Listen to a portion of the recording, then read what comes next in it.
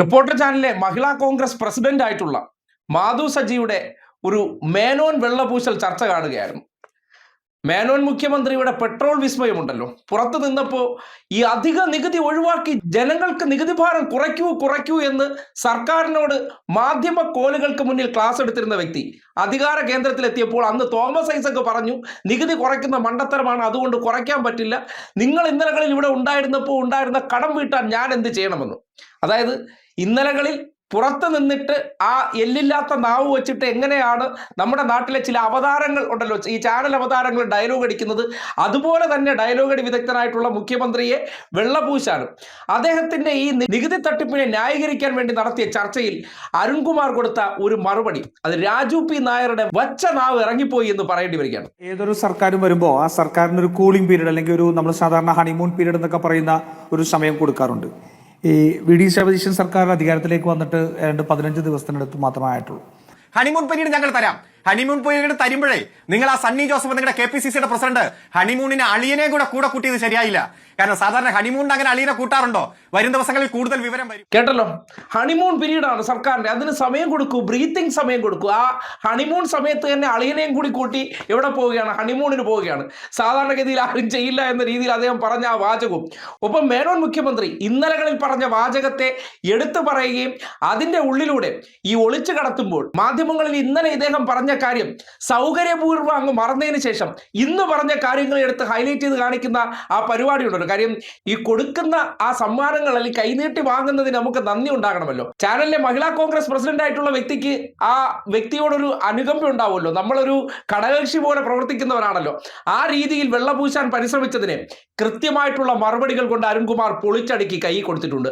ചർച്ച കാണേണ്ടത് തന്നെയാണ്. പ്രസിഡന്റും സെക്രട്ടറി അറിയാലോ, 2 വനിതാരത്നങ്ങൾ റിപ്പോർട്ടർ ചാനലിൽ ഇരുന്ന് മഹിളാ കോൺഗ്രസ് അവതാരക ഗ്രൂപ്പ് എന്ന നിലയ്ക്ക് പാർട്ടിക്ക് വേണ്ടി വല്ലാതെ പണിയെടുക്കുന്നുണ്ട്. മേനോന്റെ നുണകൾ, മേനോൻ പറഞ്ഞ കാര്യങ്ങൾ, അല്ലെങ്കിൽ പിണറായിയുടെ കുടുംബത്തിനെതിരെ മേനോൻ പറഞ്ഞു വെച്ച കാര്യങ്ങൾ എടുത്ത് ഉയർത്തിക്കാട്ടിക്കൊണ്ടും കോൺഗ്രസ് നേതാക്കന്മാർ പറഞ്ഞ കാര്യങ്ങളൊക്കെ അതേപടി സമൂഹത്തിന്റെ മുന്നിൽ അവതരിപ്പിക്കാനാണല്ലോ ഇവരെ അങ്ങോട്ടേക്ക് റിക്രൂട്ട് ചെയ്തിരിക്കുന്നത്. അങ്ങനെ ഉള്ള നുണകൾ പറയാൻ പരിശ്രമിച്ചെടുത്ത് അരുൺകുമാർ കൊടുത്ത മറുപടിയിൽ രാജു പി നായർ മാത്രമല്ല മഹിളാ കോൺഗ്രസ് അവതാരക പ്രസിഡന്റിന്റെ വരെ നാവ് ഇറങ്ങിപ്പോയി എന്നുള്ള കാര്യത്തിൽ ഒരു സംശയവുമില്ല. അമ്മാതിരി ഡയലോഗ് ആയിരുന്നു എന്ന് പറയേണ്ടി വരികയാണ്. എന്തിനു വേണ്ടിയാണ് സെസ് ഏർപ്പെടുത്തിയത്? നോക്കൂ, കേരളത്തിൽ സാമ്പത്തിക ഇവർക്ക് പെൻഷൻ കൊടുക്കുന്നതിന് വേണ്ടി, സാമൂഹ്യ സുരക്ഷാ പെൻഷൻ കൊടുക്കുന്നതിന് വേണ്ടി എന്ന് പറഞ്ഞാൽ അധിക സെസ് ഏർപ്പെടുത്തി ഇല്ലേ?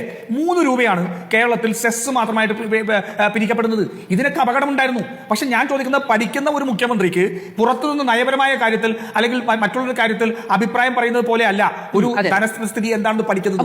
പല സ്ഥലത്ത് നമുക്ക് ലഭിക്കേണ്ട പണം എവിടെയാണ്, നമുക്ക് എവിടെയാണ് നഷ്ടം വരുന്നത്? ബഹുമാനപ്പെട്ട കോൺഗ്രസിന്റെ പ്രതിനിധി തുറന്നു സമ്മതിച്ചു, ഈ കഴിഞ്ഞ 5 വർഷവും ബഹുമാനപ്പെട്ട പ്രതിപക്ഷ നേതാവായിരുന്ന VD സതീശൻ പെട്രോൾ ഡീസൽ വിലവർദ്ധനവുമായി ബന്ധപ്പെട്ടുകൊണ്ട് നടത്തിയ പ്രസ്താവനകളെല്ലാം പഠിക്കാതെയായിരുന്നു എന്ന്. ഇപ്പോ അദ്ദേഹം പ്രതിപക്ഷ നേതാവ് മുഖ്യമന്ത്രിയായി എന്നല്ലാതെ പെട്രോളിന്റെയും ഡീസലിന്റെയും വില നിശ്ചയം, അതായത് സെയിൽ ടാക്സ് ആയാലും അധിക നികുതി ആയാലും മറ്റ് ശതമാനമായാലും ഒരു വ്യത്യാസം വന്നിട്ടില്ല.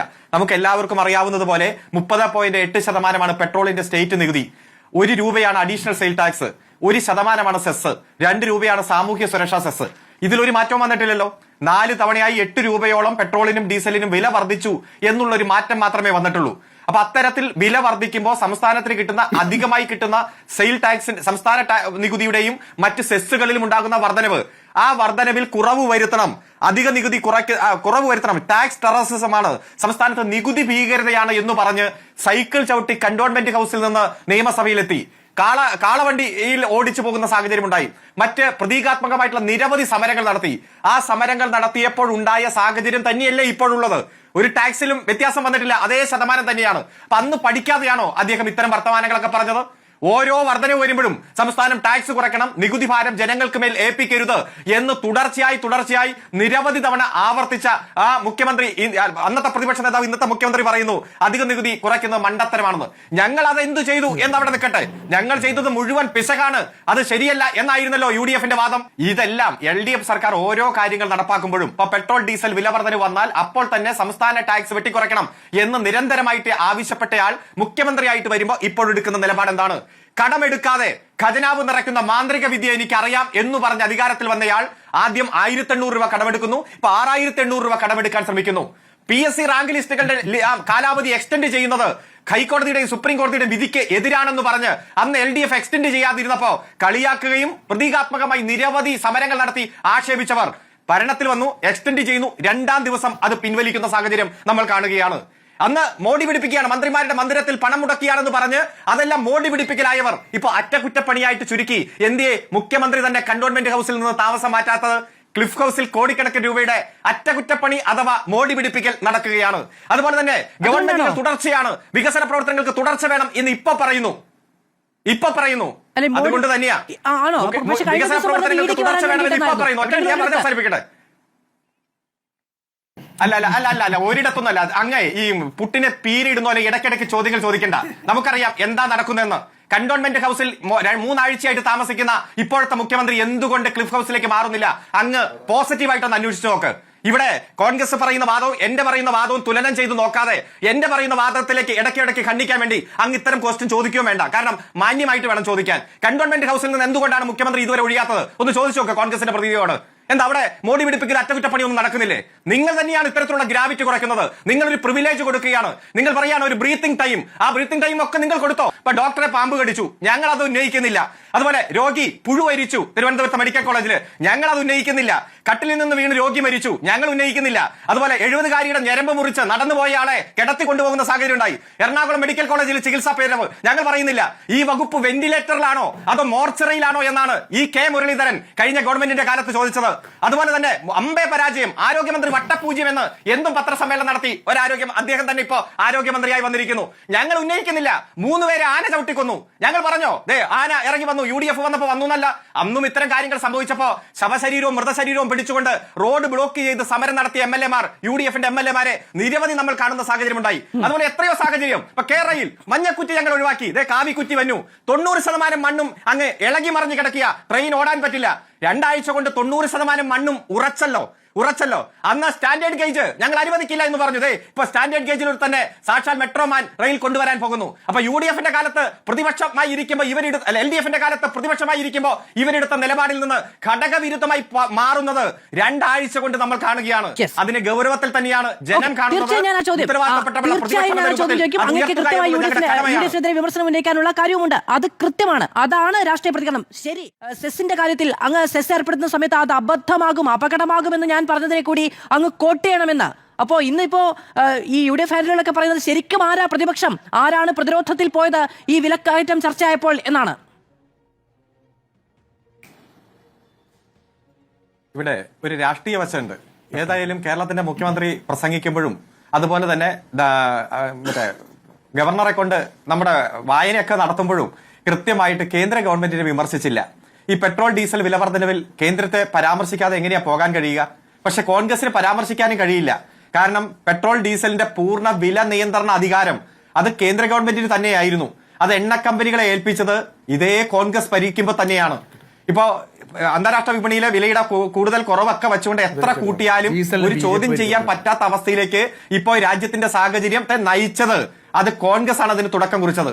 അത് പിന്നീട് BJP അതേ നയം തുടരുന്ന സാഹചര്യം ഉണ്ടായി. ഇപ്പൊ 2 ലക്ഷം കോടി രൂപയുടെ ലാഭമാണ് എണ്ണ കമ്പനികൾ ഉണ്ടാക്കിയത്. അതുകൊണ്ട് കോൺഗ്രസിന് ഈ കാര്യത്തിൽ BJP വിമർശിക്കാൻ കഴിയോ?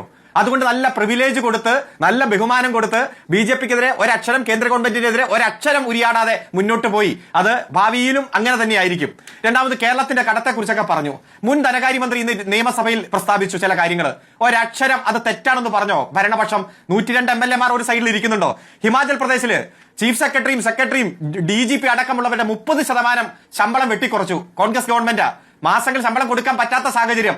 ഏറ്റവും സാമ്പത്തികമുള്ള സംസ്ഥാനമല്ലേ കർണാടകത്തിൽ ഈ മെയ് മാസം അവസാനമായിട്ടും മാസശമ്പളം, സർക്കാർ ശമ്പളം കൊടുക്കാൻ കഴിഞ്ഞിട്ടില്ല. അതുപോലെ തന്നെ തെലങ്കാനയിലും സമാനമായിട്ടുള്ള സാഹചര്യം. IPS IAS ഉദ്യോഗസ്ഥരുടെ അടക്കം റിട്ടയർമെന്റ് ബെനിഫിറ്റ് 8 വർഷമായി പെൻഡിംഗ് കിടക്കുക. ഇതൊക്കെ കോൺഗ്രസ് ഭരിക്കുന്ന സംസ്ഥാനത്തിലാണ്. അതുകൊണ്ട് രാജു പി നായരെ, ഈ കേരളത്തിന്റെ ധനകാര്യസ്ഥിതിയെ നിങ്ങൾ മറച്ചുവെച്ച് സംസാരിക്കുമ്പോഴും നിങ്ങൾ ഭരിക്കുന്ന സംസ്ഥാനങ്ങളിലേക്ക് സമയം കിട്ടുമെങ്കിൽ ഒന്ന് എത്തി നോക്കണം. ഹണിമൂൺ പീരീഡ് ഞങ്ങൾ തരാം. ഹണിമൂൺ പോയി തരുമ്പോഴേ നിങ്ങൾ ആ സണ്ണി ജോസഫ് നിങ്ങളുടെ KPCCയുടെ പ്രസിഡന്റ് ഹണിമൂണിന് അളിയനെ കൂടെ കൂട്ടിയത് ശരിയായില്ല. കാരണം സാധാരണ ഹണിമൂണിന് അങ്ങനെ അളിയനെ കൂട്ടാറുണ്ടോ? വരും ദിവസങ്ങളിൽ കൂടുതൽ വിവരം വരും.